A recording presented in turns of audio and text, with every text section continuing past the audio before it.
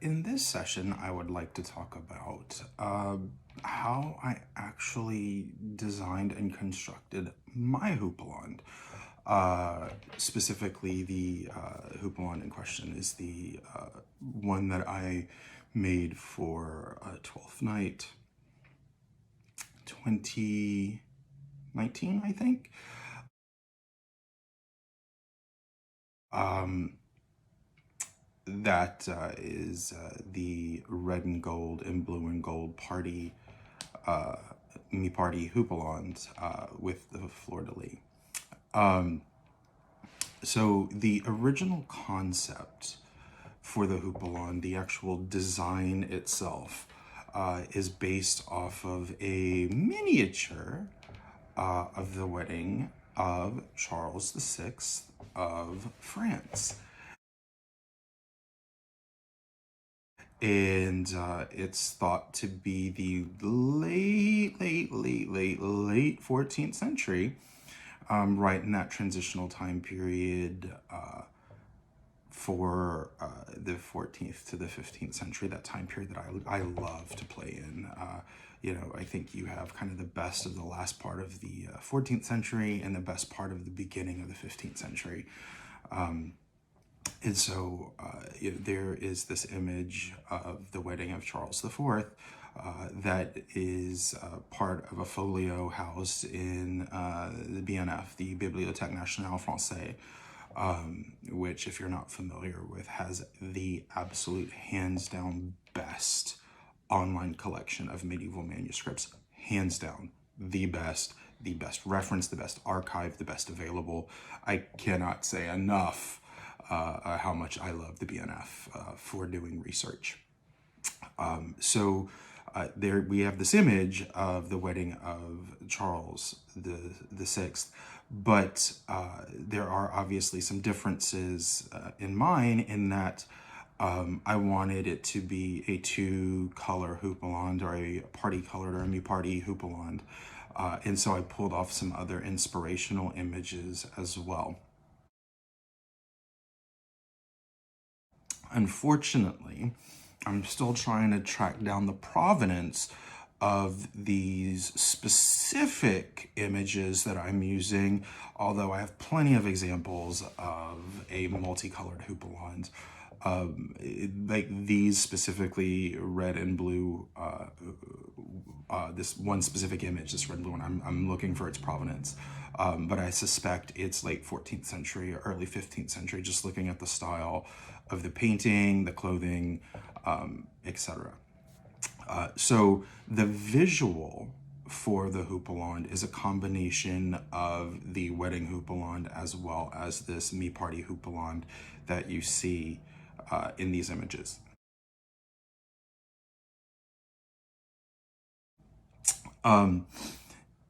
I chose to line the Houppelande exactly as it was lined in the wedding portrait, which is in miniver.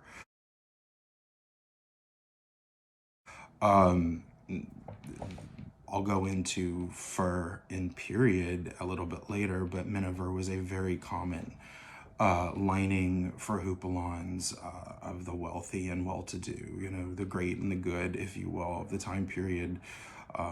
The very rich bourgeoisie, as well as the nobility and the royalty. Miniver was sort of the de facto for your station. It was a good midpoint luxury for, it's not like high-end like ermine, which is reserved for incredibly wealthy people. And it's definitely not, lower end like rabbit or cat, for example.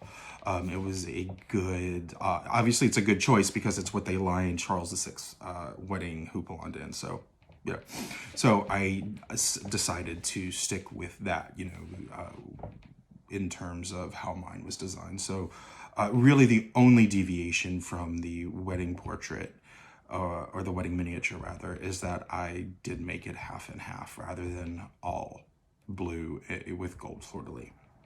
So that is how I arrived at the design. Now, in terms of fit and scale, I spoke probably a good bit about that, when I discussed the Prague Houppelande, but I used the Prague Houppelande as the template for actual scale and length, etc.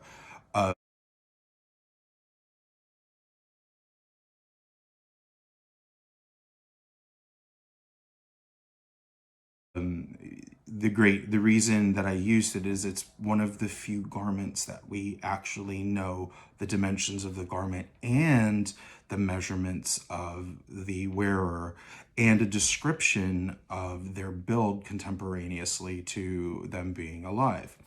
And we know that John of Gorlitz, John Duke of Gorlitz, or Jan Zorlecki, was 68 inches high, and or 173 centimeters, and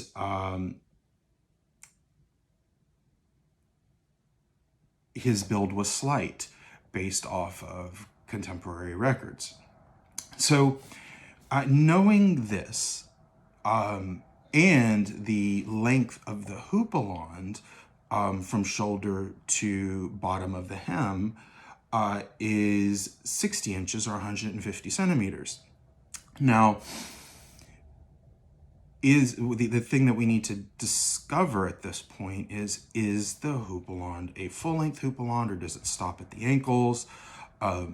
Exactly how long was this garment on the wearer? We know how long it was, but how did it fit on the wearer? And since we don't have the measurements of the Duke from the shoulder to the floor, what I had to do was start looking at body proportions. And the common human proportion or number of heads to height is the average human is 7.5 to 8 heads tall. And so I went with a midpoint and did 7.75 heads tall for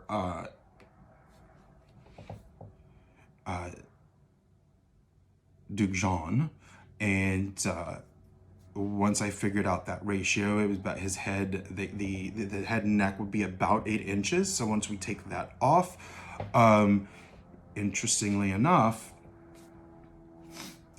we're pretty close, plus or minus an inch or so of 60 inches, which is exactly how long the houppelande is, which means it went down to the floor, fully to the floor. Now, obviously, that's probably super geeky that I went to that extreme trying to figure that out, when you could probably look at it and go, well, obviously it goes to the floor. However, I just wanted to be super accurate in how I was creating this. The next thing that I did was figure out how to scale it in terms of volume.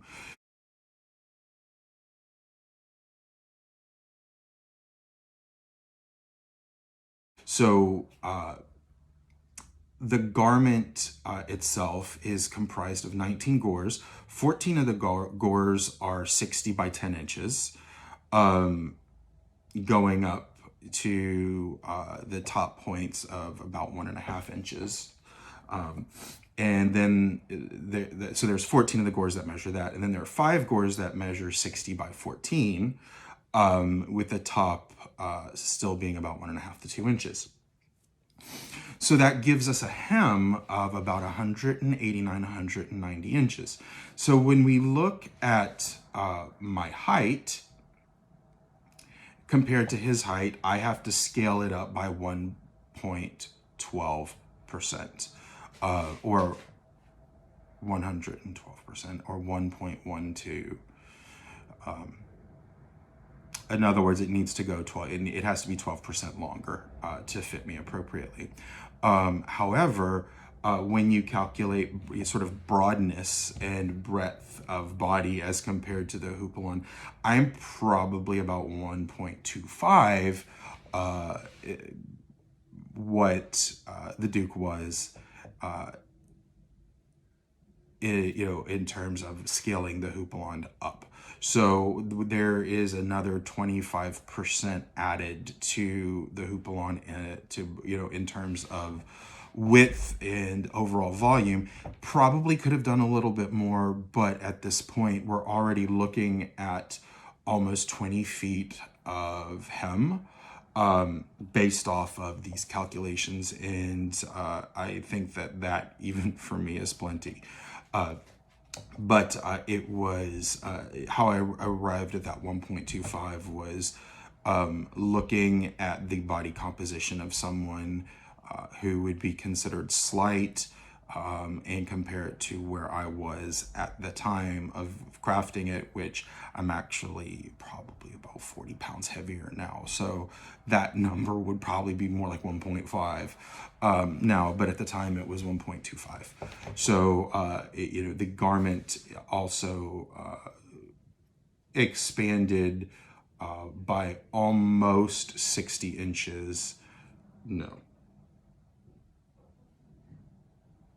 Yeah, almost by 60 inches in terms of hem, overall hem length, to account for scaling for my measurements. So once I had the overall measurement that I needed, which my hem is 236 inches, and the garment height is 67 inches, I could then start figuring out how I was going to cut my fabric. And the fabric that I'm using is a reproduction fabric from Sartor.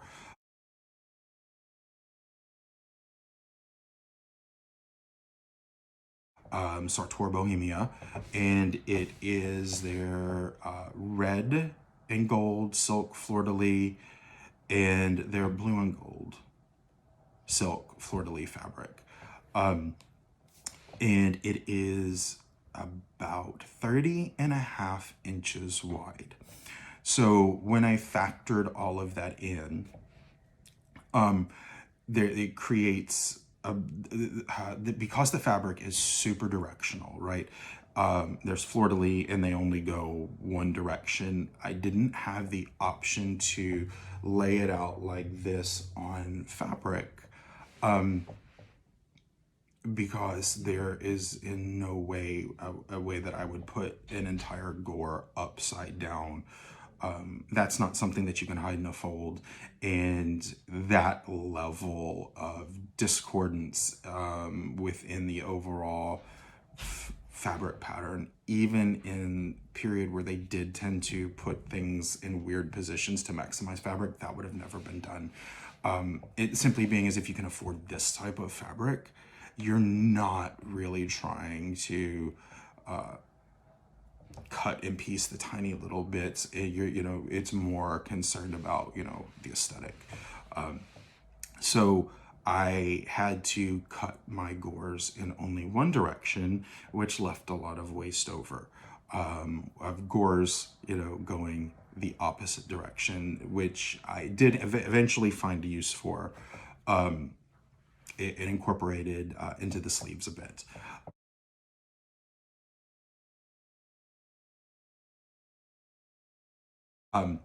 So I, knowing that I had a 30-inch wide fabric to work with, it broke out to 8 gores. Now that is not because I am trying to stick to an 8-gore pattern like garment 63 and garment 42 from Houppelande. That's not it at all. It just happened to break out that proportionally where I needed to land was 8 gores of 30-inch wide fabric. And then that actually breaks out to about 240 inches, and I needed 236 inches. So, with seam allowance and everything, it was right on the money. The Other place that I deviated was the Prague Houppelande is the same length front and back. And I actually built a train into mine.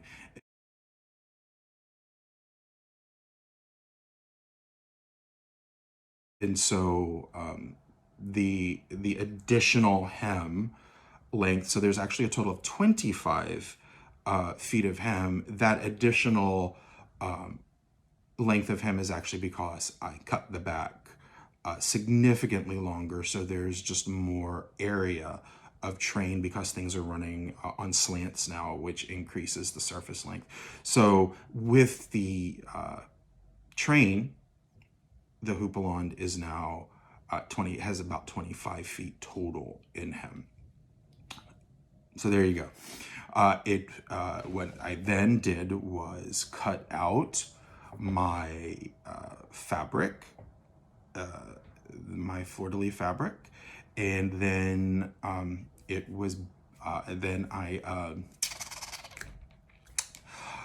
I used a interlining of a very, very, very lightweight linen, and basted them together. So we have 8 trapezoids.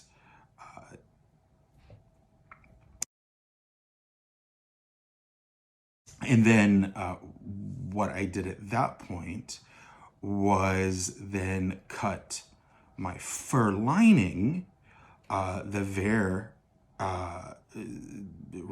the miniver plate to the exact specifications of the gores.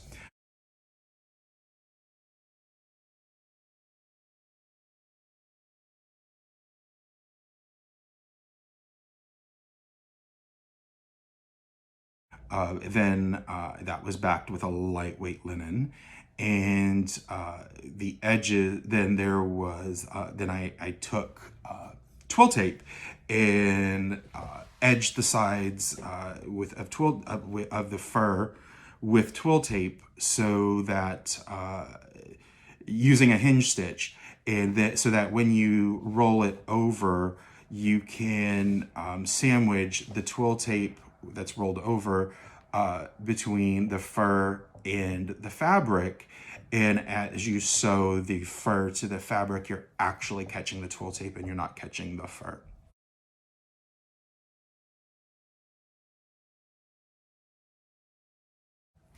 And this was done gore by gore. It wasn't, I didn't do it as a bag lining where I made all of the outside, then all of the inside. That's not how it would have been done. It would have been done gore by gore, piece by piece.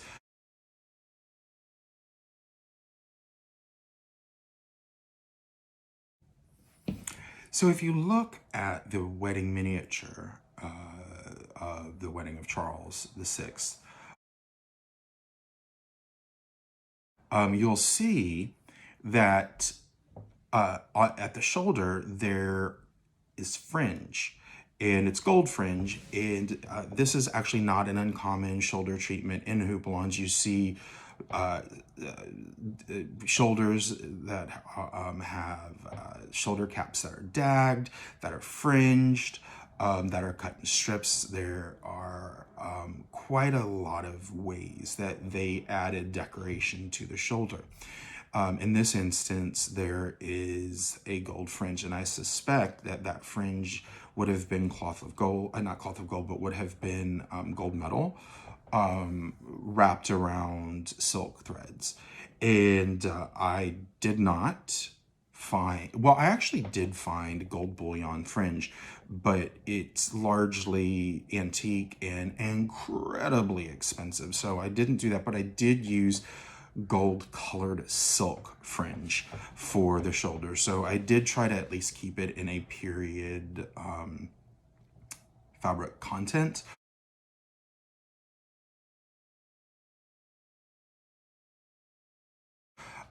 even though I may not have, been able to spend the money on the actual gold bullion fringe. I just, at this point, this garment had already cost a fortune, and I, not trying to cheat my way out of it, but, we are looking at costs here. So so that is how I approach the fringe, and the fringe is actually applied in 3 rows to give sort of this tiered effect that you can see in mine. That was just something I did just to add a little visual interest. I have no documentation that that's what would have been done, but it would stand to reason that it might have been done, but that's how I did it. And then the sleeves themselves, if you look again at the portrait of the wedding of Charles VI, you'll see that he has the very typical bombard sleeves, which are probably one of the most common types of sleeves that you see on houppelande from this time period. And obviously that's the sleeve treatment that I used as well. And what you'll note is that that the sleeves are constructed separately, just like the gores are, and then they're whip stitched onto the body. And the shoulder treatment was actually done on the sleeves prior to them being attached, rather than being done after the garment was assembled.